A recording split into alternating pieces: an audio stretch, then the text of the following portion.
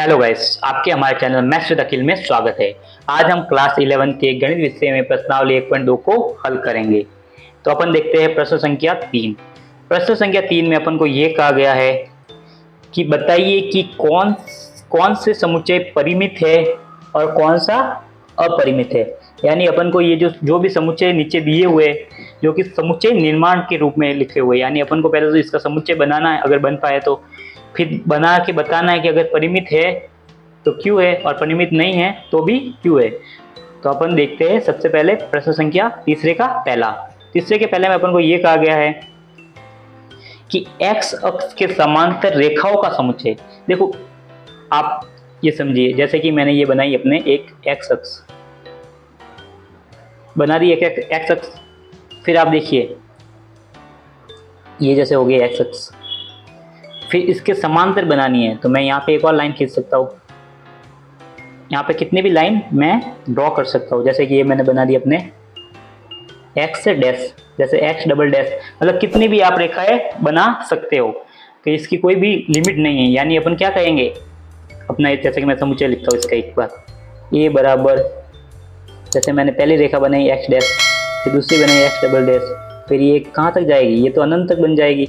यानी कि अपन कितने भी इसके समांतर रेखाएं खींच सकते हैं। तो अपन क्या कहेंगे कि चूंकि इसका कोई भी अंतिम छोर नहीं है, अंतिम अवयव नहीं है, अंतिम पद नहीं है, अतः ये क्या होगा, यह अपरिमित समुच्चय होगा। चूंकि अंतिम पद विद्यमान नहीं है अतः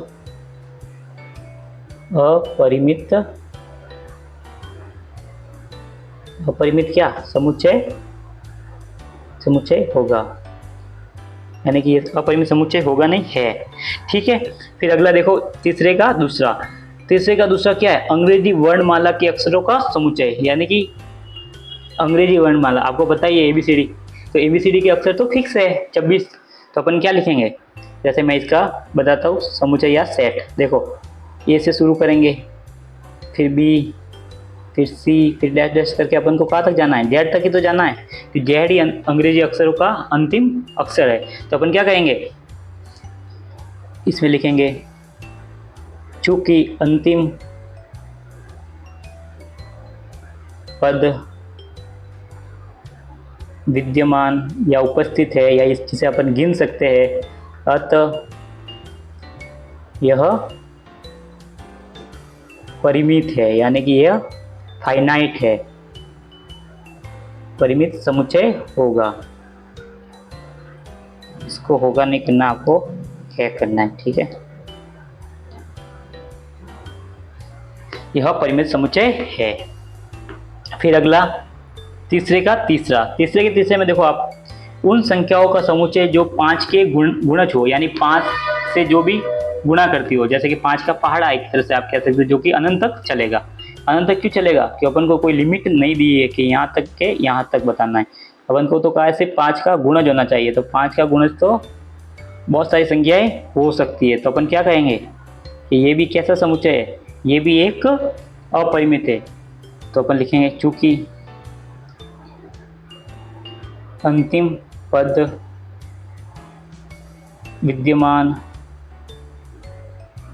नहीं है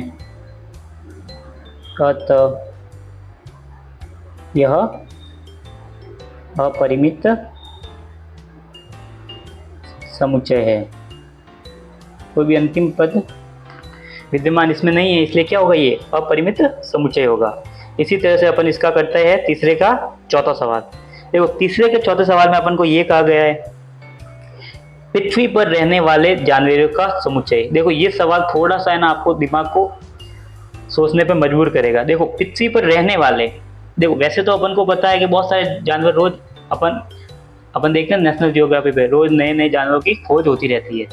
पर पृथ्वी पर रहने वाले यानी कि अपन अगर चाहे तो उन्हें अपन गिन सकते हैं। तो यहाँ पे है ना, ये क्या होगा, ये एक परिमित समुच्चय होगा। क्यों, क्योंकि अगर अपन चाहे इतनी गिनती करना चाहे तो अपन गिनती कर सकते हैं। तो अपन क्या लिखेंगे, चूंकि यह जिनने योग्य है यानी फाइनाइट है, क्या है फाइनाइट है, अतः यह एक क्या परिमित समुच्चय होगा।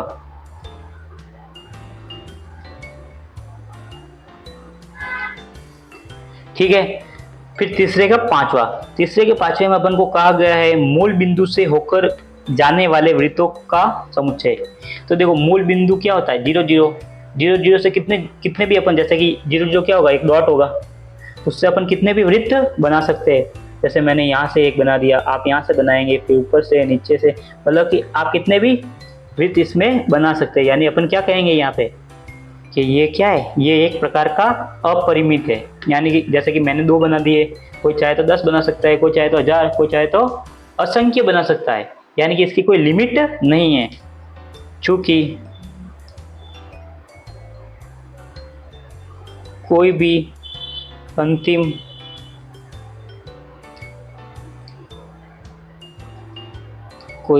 अंतिम वापस लिखता हूँ मैं, कोई भी अंतिम पद या अवयव नहीं है, अतः यह अपरिमित होगा, अपरिमित समुच्चय होगा। ठीक है, आपको समझ में आ गया होगा कि ये सवाल कैसे करने हैं। इससे रिलेटेड कोई भी और भी सवाल आएंगे तो आप कर पाएंगे। तो ये हो गया अपना प्रश्नावली 1.2 का तीसरा सवाल पूरा। अगला सवाल अपन करेंगे नेक्स्ट पेज पर और नेक्स्ट क्लास पर। धन्यवाद।